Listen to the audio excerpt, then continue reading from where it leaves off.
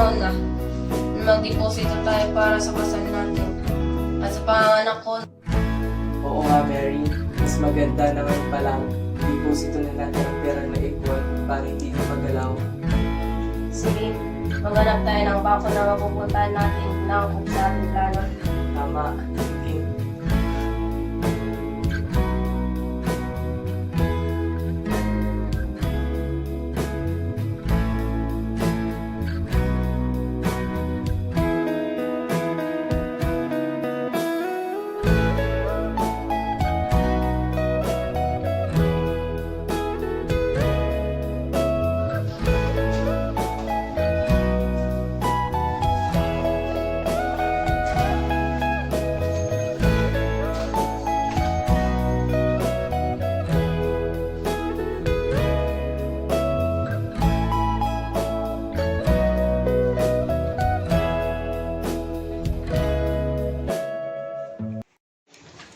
Good afternoon, Ma'am Answer. Nakita ko pong ang bangko namin ang inyong punta. Ano po ang inyong sadya?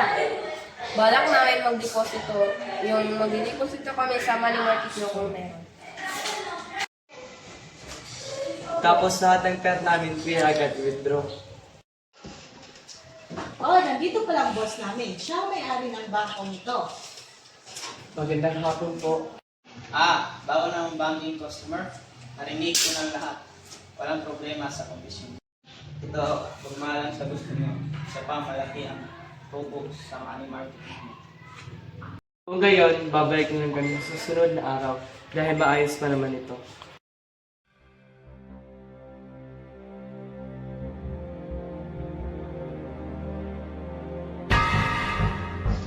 Naku, huwag kayong makipag-transaction sa bangko niyan. Marami nang nag-scam dyan. Nababawasan pa ang perang piraso. Sigurado po kayo? Oo, dahil ako mismo ang na-scam. John, kung na pala tayo sa bangkong yan. Oo, hindi na.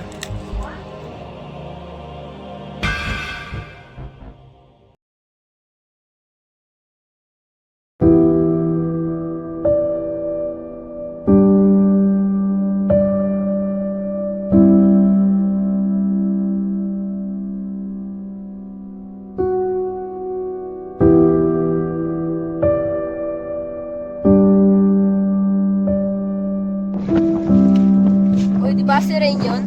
Tanungin nga natin kung meron siya. Sige, tanungin natin siya. Uy, Rain, kamusta? Mary, ikaw pa.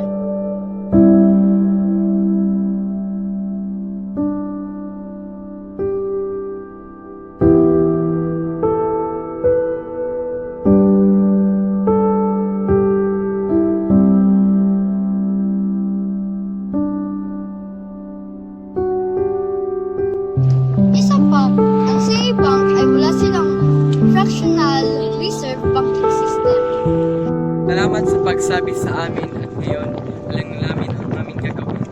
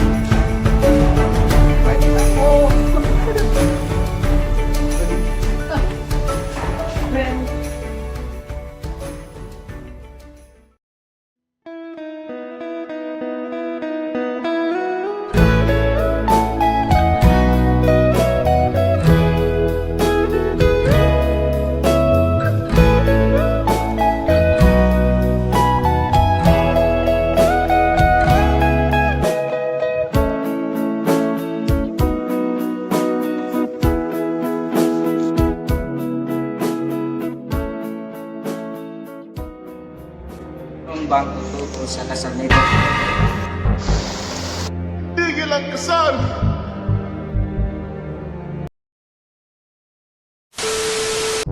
John, siguro panahon na. Deposito tayo para sa kasal natin. At sa panganak ko, no? Oo nga, Mary.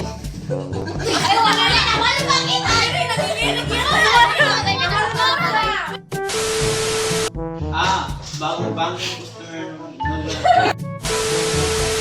Picture! Sige na, Les! Tuwag na!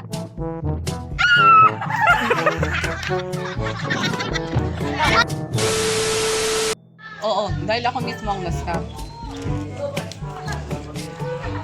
John, Ang bangko na to.